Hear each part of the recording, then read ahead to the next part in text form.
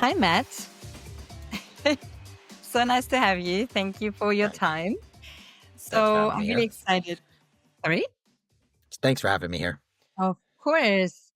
I'm really excited about this topic because we will be talking about how we can build great teams. And I know you are very passionate about this and also have a lot of experience. So I'm going to dive in straight into that. And my first question is, why do you think it's important to build great teams? Yeah, so I got around 15 or so years and some levels of senior leadership and talent in the corporate world. A lot of that's been in tech, to be fair. Um, and over that time, I've noticed quite a consistent trend where a lot of focus on building teams and developing talent and career progression and career growth is very much focused on, what you traditionally think about levels and expectations framework, performance management conversations. And it often comes across to individuals quite unclear and opaque. And that leads to a lot of confusion when it comes to, an individual on the team wanting to be developed or, figure out what their career path is or figure out what to do next. And so it's been a consistent theme across a lot of the companies I've worked at. And being one of the organizations that houses such an enormous amount of data on the employees in the company, like I feel HR as a trade has not invested the amount of time they should have in using that data to come up with a clear understanding for employees.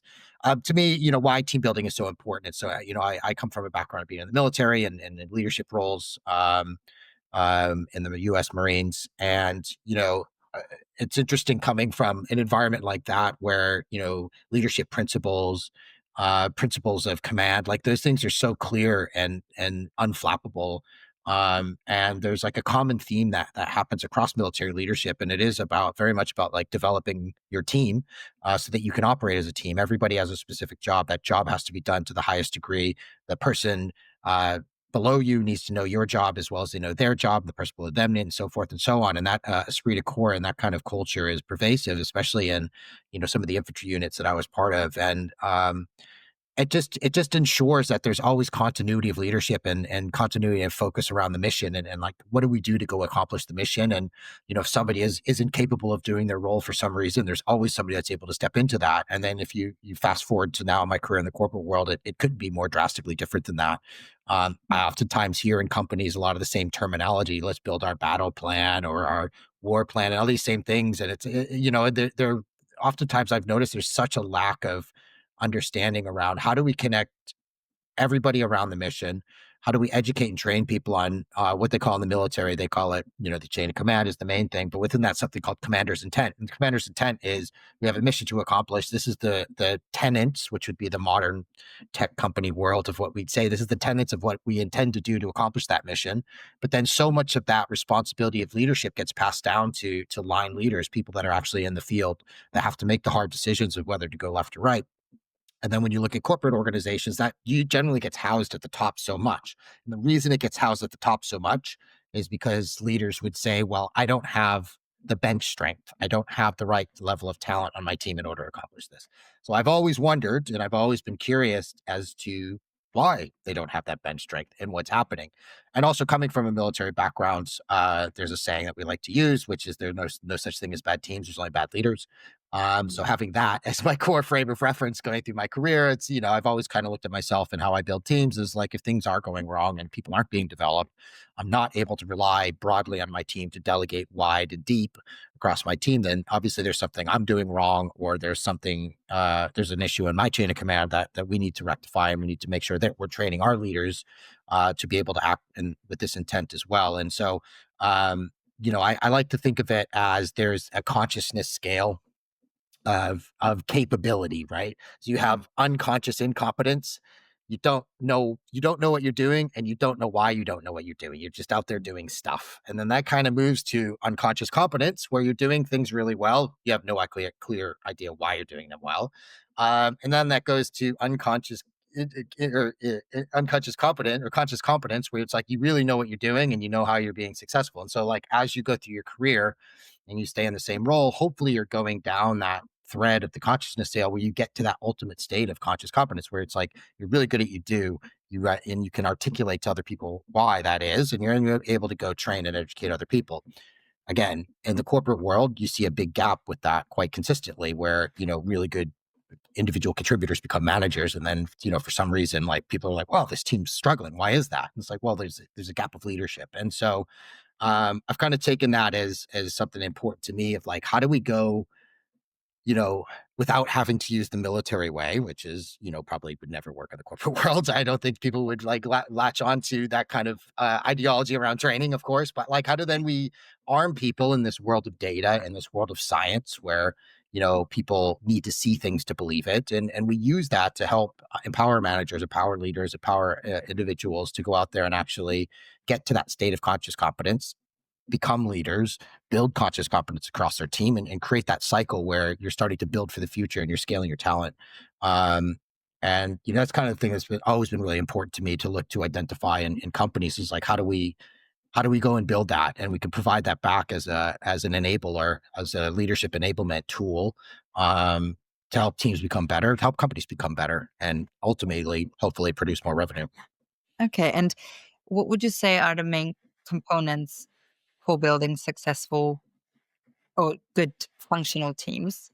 What has been your That's a good experience? question, because I would say like my notion has been challenged in the public discourse around this type of topic because companies like the Fangs have come in, and I've worked for a couple of them, Meta and Amazon, where they have such a clear understanding or belief of what good looks like in their minds.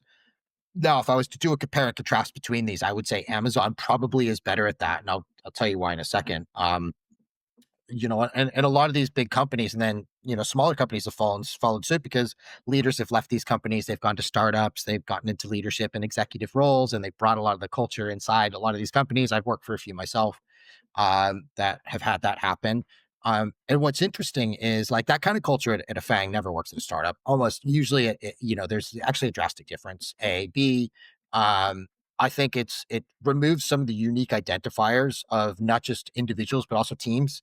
I think every team has its own culture, like whether we like to admit that or not. I think that there'd be a lot of debate around bias, unconscious bias, and impact on ED&I. But I think a manager and a grouping of individuals out accomplishing a task ends up creating their own subculture in a team. And I think that's natural. And I don't think that's necessarily always a bad thing. And so what has happened is that, we have kind of tried to paint this very broad brush by doing interview calibration, debriefs, bar raiser programs, things like that, where it's like, people that aren't part of that team, aren't part of that nature, are removing away from what the original purpose of like a bar raiser is, which is why Amazon, I believe, is probably a closer fit to like this Yeah. infrastructure. Um, it's really important because it should be focused on the skill set. Like you're an engineer, like, the bar raiser should focus on code or architecture, should focus on behavior, right? Like, because the behavior of a team, not everybody might need to have, ownership. As an example, probably the wrong Yeah. Yeah. example, but like not everybody needs to have leadership expertise. Not everybody needs to have these different behavioral competencies, right? Like I think as a manager, you should be able to look at your team and identify, uh, let's call them human gaps, not skill gaps, like human gaps in your team to say like, I need these type of people on my team because I already have these type of people on my team. Right. And I think that's something that gets missed quite a bit by us looking at this calibration perspective of saying, let's kind of, fit all these square pegs into round holes and like hope that they work out in the end. And then you just have, experience high turnover. You go like, well, that's just a, cost of doing business, rather than going back and say like, actually, maybe we should give some of this responsibility back to leaders and say like, I need you to tell me, what do you need on your team to be successful? Like you just lost Yeah. a senior engineer, you just lost a senior recruiter, you lost a senior HR business partner. What made them good? What are you going to be missing on your team by them not being here? And I'm not talking about employee relations skills. I'm not talking about sourcing skills. Like that's a given, right? We already know that. That's a skill set. What I'm talking Yeah. about is like, what did that human bring to your team? That's going to be a gap that's not going to be filled by anybody that you just bring off the street.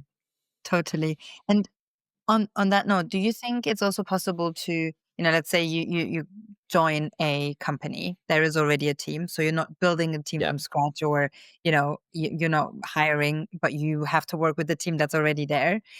What would you say are then the key points to make sure that you develop a team to be successful? Because I think that's also what happens quite a lot, right? That you join a Yeah. company and there is a team and then it's a mess, or there are a lot of issues, and you as a leader have to really, turn it all around. And I'm sure a lot of people can relate to that. Yeah. Is Yeah. there anything that you could share? Well, I think especially in like my industry in recruiting, in the talent world, everything gets so focused just on delivery, right? That we always promote, like not promote as in like you're getting promoted, but I think like mentally we promote like the people that perform the best. And I think that's very natural to do. And I think a lot of different, you know, trades do that. Like, you produce the most code, it's good quality code, and like we can't lose this person. But like, what if they're just rude? Right? What if they're Yeah. just toxic with other employees? Like, does that matter? No, it doesn't, right? And so I think there's a few elements to this, right? Because I think there's the natural belief of just if you're a leader, you're the CEO, and you want to make this decision, right? I think you have a lot more leverage to go out and say like, this is the behaviors I want my company to produce, quote unquote values, right? But when it comes to recruiter or an engineer or a finance partner, like I think it's different because every year the business is going to have a different strategy, right? And so within that strategy, there's different the behaviors that need to be instituted? Are you building? Are you buying? Are you selling? As a drastic example, right? Is your company going in a direction where you're acquiring companies? Is it going in a direction where you're scaling because you're getting investment, or is it going in a direction where you're not and you're staying flat? I think because of that, it ends up driving different behaviors on your team as well. So I think leaders need to be very cognizant of those behavior changes that need to happen in their team. Like, if you're in a flat headcount growth and you get a team of hunters, it's not going to work, right? They're going to get bored. They're going to get frustrated. They're going to leave. It's going to cause noise. They're going to sit there twiddling their thumbs and get in an issue. So I think as leaders, every year, as you're looking at the strategy for your organization, it's really important to then think about how are you going to adjust your goals, your KPIs, your performance management, the behaviors that you promote across your team. Like, how are you adapting those based upon what that company strategy in that year is? On top of that, and I think most importantly, leaders need to have that vision of, 3 to 4 years from now, like where are you taking your team? Mm. I don't see that enough, across companies where it's like, and it doesn't have to be this thing where it's like you're reaching this inanimate object that's impossible to catch, right? It's just an idea. It's a vision of like, for me, my vision for my teams is, super strategic business partners, right? We're not just filling roles, we're not just Yeah. hiring people to a company. Like our job is to be leadership enablers, to build the talent of that organization. And that means we have to be super data heavy. We have to be influencers to the business. We have to understand their problems so we can help provide solutions for those. And that takes a true business partner skill set. And so I always want to evolve my teams down that path. And so that's always been my vision at every company I've ever gone to. Is like, I want those people to be strategic, but that requires me to build really strong leaders underneath me. They're going to be able to develop their teams in that direction, develop the managers that develop the ICs that want to go in that direction. And, of course, recruiters are all say, yeah, that's great. We want to do it because we want to be strategic. But then it's like the how. And so you then have to build the strategy and then you have to build the how, which is a long process. And then you have to manage that and balance that with the leadership behaviors that you need to pull in from where the company's going. And so you have to really create this intentional mindset across your team of like, this is where we're going. These are our non-negotiables. And then from that, you can start saying, these are things that we have to do because this is what the business wants us to do. Mhm. And do you also think that, and I'm asking this for a friend, aka myself, because I'm also in my path right now of, leading and having a bigger team. So, would you say that you would rather have like a general approach to develop those and setting those clear KPIs, or building all your teams like up to the same kind of level, or would you say it's a individual approach for each person that Hmm. you have in your team?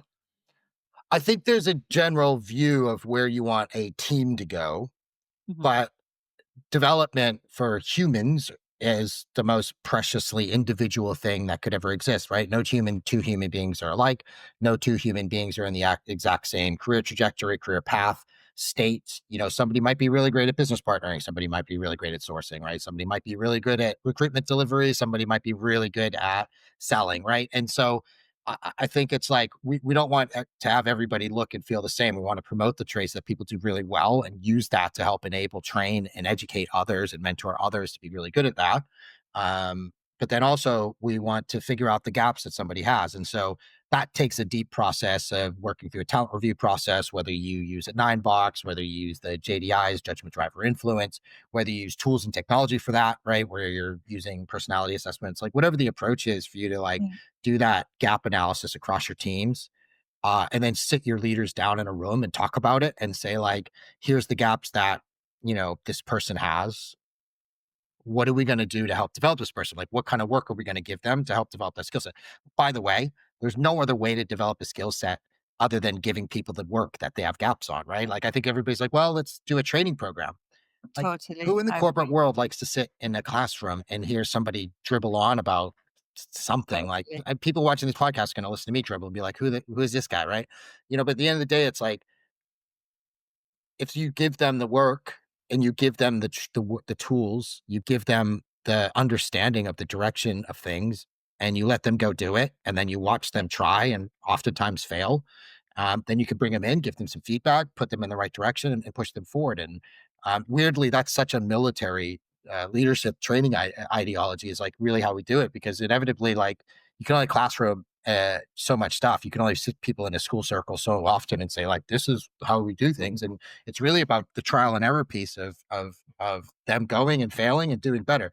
But that takes a lot of confidence in, as leaders, to be like, I'm willing to accept the failures of my team in order for them to grow. And I think that's the biggest fear that leaders get, is like, I don't want to accept the failures of my teams because I'm going to get in trouble. I'm going to Yeah. hear, it's like, you're not going to get in trouble. Somebody's going to go like, you missed your goal. Okay, well, this is why we missed it, and this is how it's going to be fixed in the end. And so just have that transparency and honesty. Totally. But I do think that this starts actually at the top leadership level, right? Because if they don't allow for failure and if they don't allow for mistakes, then I think it kind of sickles through to the leaders below, and then they sickle that through Yes. to the team. So I think it really has to start at the top, to really allow those people to grow in a safe environment almost, right? And learn by doing, because that's the only way. And I see that in my team members as well, when, I just throw them into a situation and I'm like, okay, let's do it the way you think. How would you Yeah. do it? And I give you feedback after. Because it's funny, when you said that, I was actually reflecting.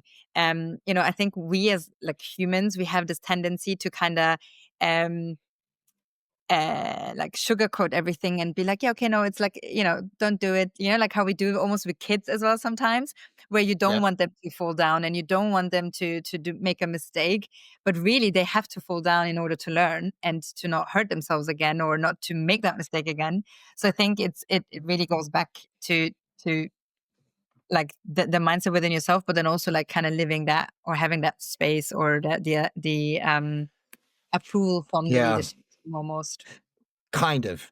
I would argue kind of. Okay. I think there's a couple sides to the coin of what you're saying, right? I think, everybody wants the executives of their company, the officers of their company, to be able to set that perfect standard. The challenges that the executive officer are going to have is that they're dictated by the board. The board's dictated by investors. Investors are dictated by the big firms, the big VCs that are funding you, right? And you have ESG goals. You have all this stuff that happens at the board level, right? Mm, That is going to make sure that that never happens at any single company ever. mm, And that's the scary reality of today's corporate world, right? Is like, we are such a money driven culture. And so it's about producing more revenue. It's about producing, more money for the shareholders, more money for the stakeholders, making other people richer, right? So providing shareholder value is the big joke mm, everybody would say, right? And so because of that, people shirk the responsibility and they say, okay, well, I'm a director. My VP said, no, that's not going to happen. And so we go, okay, well, my VP said no. I don't agree with that, right? In the Marines, there's general orders that we have, and they're, very set in stone when you're standing post and you're standing guard.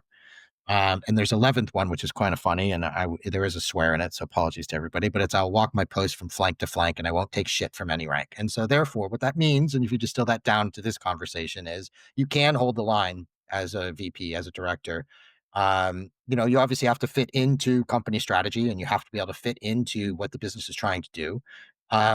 but that doesn't mean that you let your team down. That doesn't mean that you let the wolves pass the gate to come at your team at things. That means that you need to stand the line. You need to hold the line, but be clear, be transparent, be written, be intentional about why you're doing what you're doing, providing the ROI of what's going to happen if what you're suggesting works.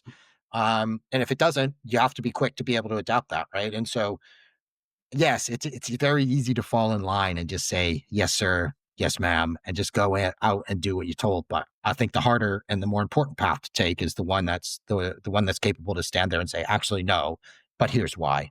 Yeah. And that's where the true value of ownership comes in, and where actually you'll be able to build the teams you want, and people will buy into you more as a leader. Mm. But don't you think there is like a cultural aspect to that as well? Like for someone who maybe, there are different types of leaders, right? There is not just one type. And I don't think that there is one right type either. There are different kind of individuals. They bring all different strengths and weaknesses, of course, like everyone. But don't you think that Yep.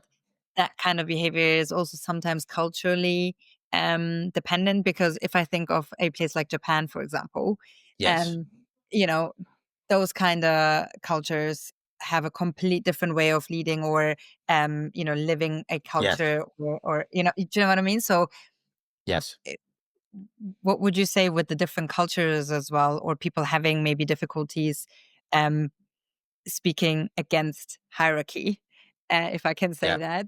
How Yeah, would for you? sure. Like India is a great example as well. I've worked with teams in India for quite a bit of my career, and they're very similar, right? Where I've often identified that it's very difficult for them to push back on senior Yeah. Western leadership. And you know, as you said, not everybody's going to be the same. Not every leader is going to be cut from the same cloth, which is good. That's not a bad thing. Mhm. Um, but as the leader of those organizations, you need to be finding ways to help them become empowered. Mm. And obviously, it has to fit with their culture nuances. Like they're going to have a little bit more of a hierarchical view of things than we might, in the Western world, because it is baked a little bit more into their culture, and it's actually, unfortunately, was baked because of us, Mm. where the way we created the cultures of an India Development Center 20 years ago when they first started Yeah. kicking off wasn't great.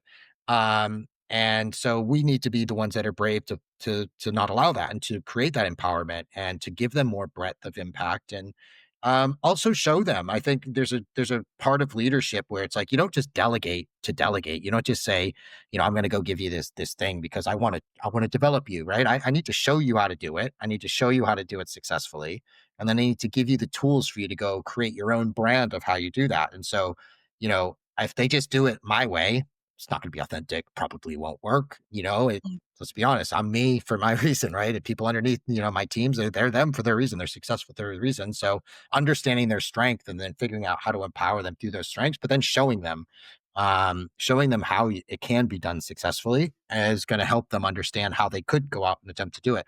But I think it's about giving them their voice and like hearing their feedback and their fears about why they don't want to do it. And then providing that safety zone to be like, look, like this is something I'm supporting you doing, and then you communicate to the leaders that they work with also the levels of accountability and ownership you're giving.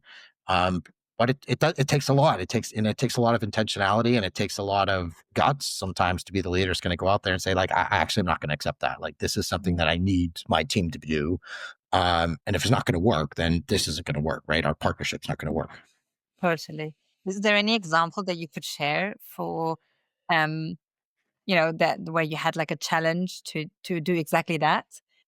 Just maybe that empowers others to follow the path in one way or another. I think the biggest, like, I won't give like specifics because I Oh, don't want to go into like company yeah. stuff on a No, no, no. podcast, like individual company stuff. But I think our role, or what we do for a job, is incredibly difficult. Like we're the worst enemy of every company, and then sometimes we're the best friend of every company, right? Yeah. So like it's a very topical times, and we're not trusted as much as other, like, let's just take HR business partners versus recruiters. Like Yeah. we're definitely not trusted to the same degree. And so we have to be perfect at times with everything we do.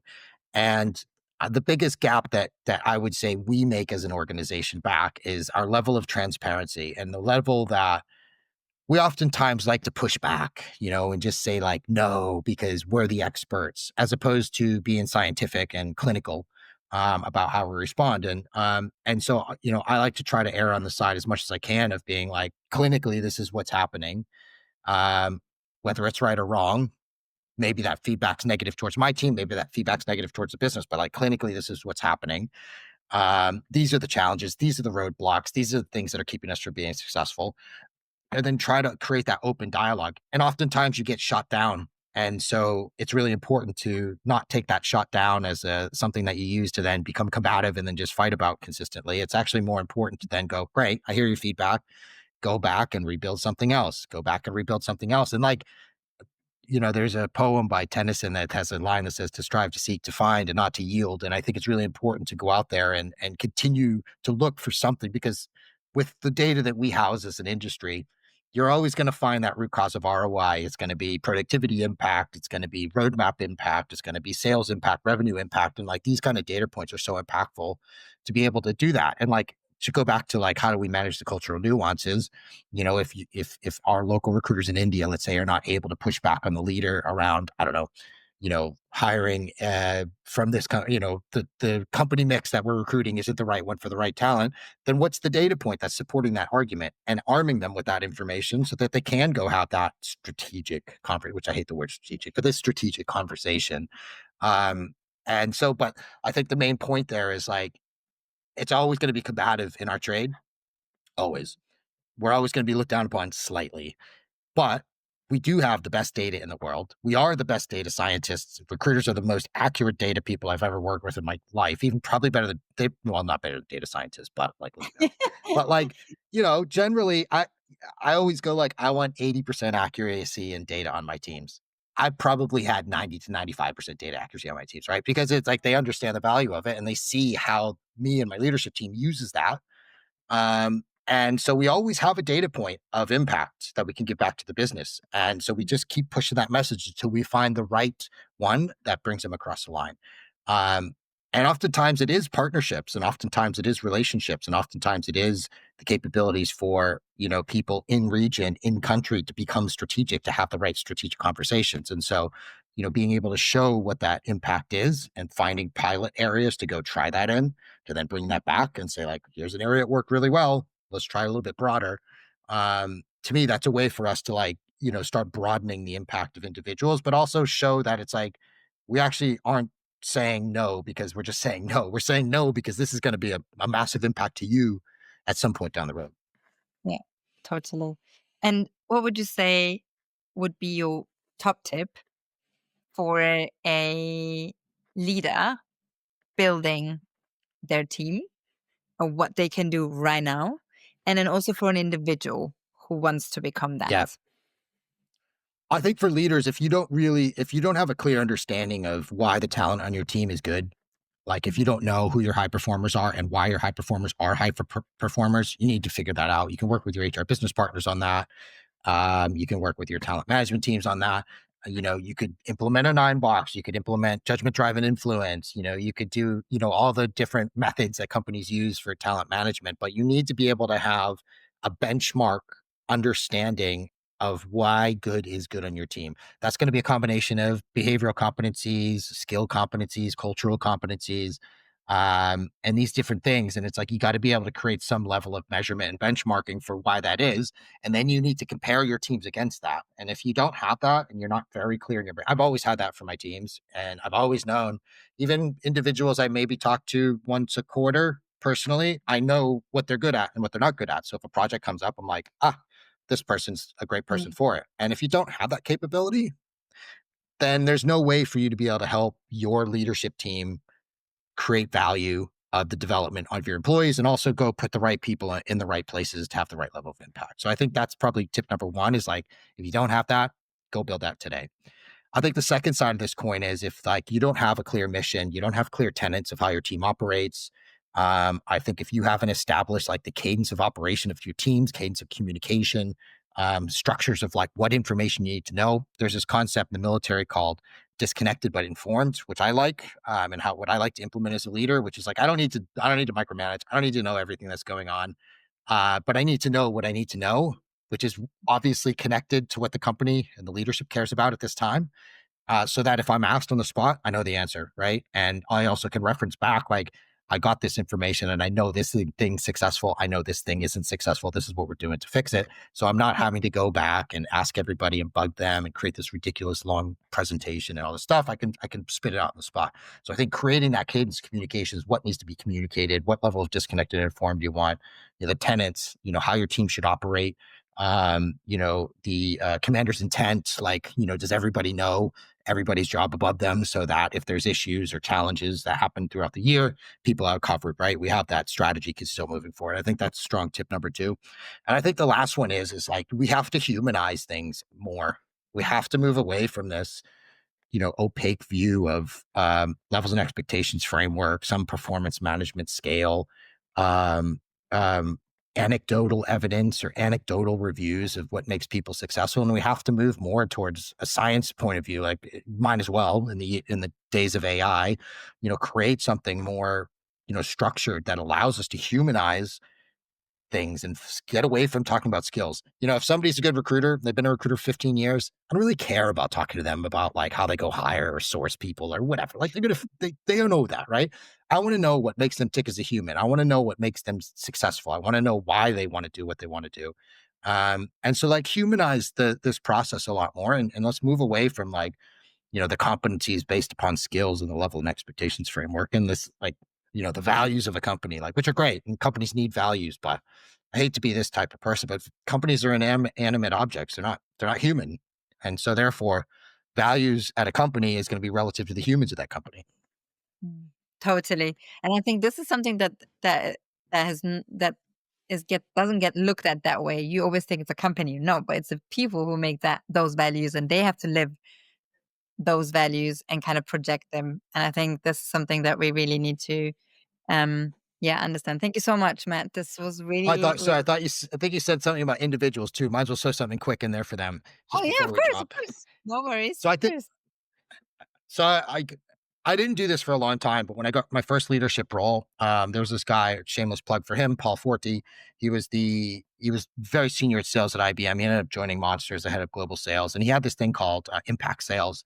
So it was basically like his conscious competence around what made him a great leader and like how he helped develop other leaders. And so I kind of stole that and I made something impact recruiting, very shameless deal that I did a long time ago, which was very similar, right? Thinking about like what makes me a good leader, what makes me good at executing leadership and recruitment. And I've always thought about that for like individuals as well. Like, I think it's really important for people to go out there and spend the time, a couple hours a month to really think about like what makes them good at what they do.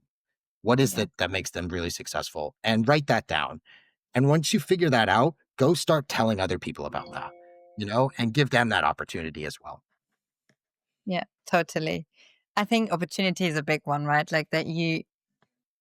But do you think? Sorry, I'm continuing here now. But do you Go think for it. giving the opportunity, but then also for people to be ready when the opportunity comes, so they are at all times preparing themselves, doing whatever they need to do to get there, and really, like my husband always says this actually, like, he studies a lot and does a lot, even though he doesn't have anything coming up, like no, not an interview or whatever it is, but he always says like, I need to be ready when the opportunity comes to go there, not just be too late. So do you think there is like a coin to both sides, that you have to get the opportunity, but also be ready for the opportunity when it's there? Yes, to both. However, I think what it's about is okay. So you get in your performance review is done. Now you're getting your development conversation with your manager, which happens, I don't Mhm. know, April or May or whatever it happens at your company, right? Like everybody gets the same thing. And you generally sit in this meeting and your manager comes back at you based upon the feedback of your performance review and spits a bunch of stuff at you. And you go like, oh, cool. Thank you.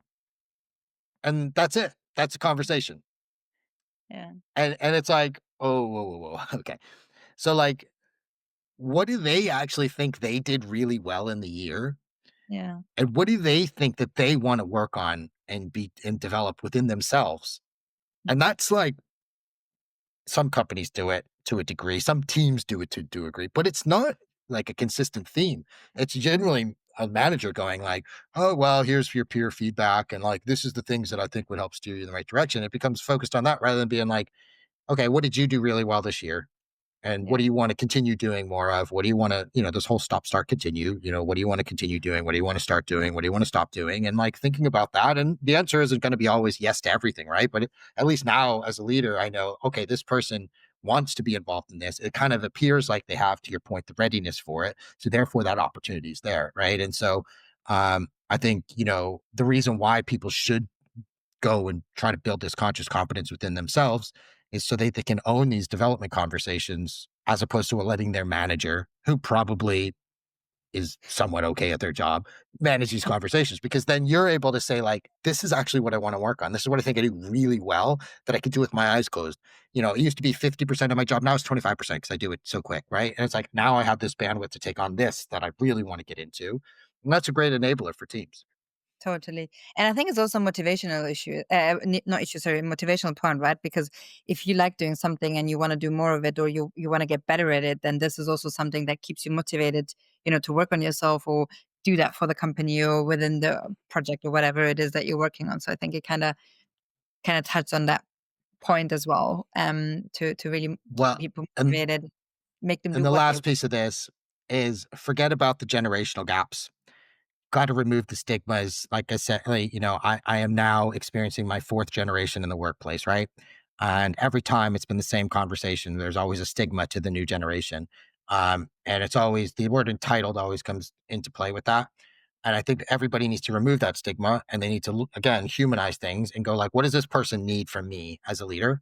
And what am I not giving them? Right. And then, yes, sometimes it is unreasonable. Don't get me wrong. And I think you need to set the proper boundaries. But I think it's really important to understand like we are in like a weird world where we have so many different generations working at the same time, on the same teams at times as well, which is crazy. Mm. And the drasticness of like their beliefs, their ethos, their culture is like couldn't be any more different. And so like as a leader, it's like you need to be able to bring the bridges to those things and those conversations. But then as a development opportunity, they're all going to need to be developed differently because of the way that their culture was and their generation has been raised. And so you have to understand those kind of nuances as you come into this world. Yeah. Otherwise, it's going to be a bit of an annoyance. I remember like when I was at Monster, we say, the millennials are coming and they're so entitled, and they weren't. They're fine. They're all managers now, by the way. And Yeah. like the same thing's happening to Gen Z, same thing's going to happen to Gen A. It's never going to stop. So it's like, we need to kind of think past those stigmas and think about, okay, we do need to manage them different. We do need to develop them differently. How do we do that? Well, we have to ask them. We can't just assume. We have to go like, what do you need for me for you to feel empowered to go do your job well? And it always starts with asking questions, not with making statements. Totally. My recruitment rule number one is don't assume, ask. Yeah. So I want to close the conversation on this. Thank you so much, Right. Matt. I think Thank such you. a great, fresh perspective. So thank you for your time. That just thank you.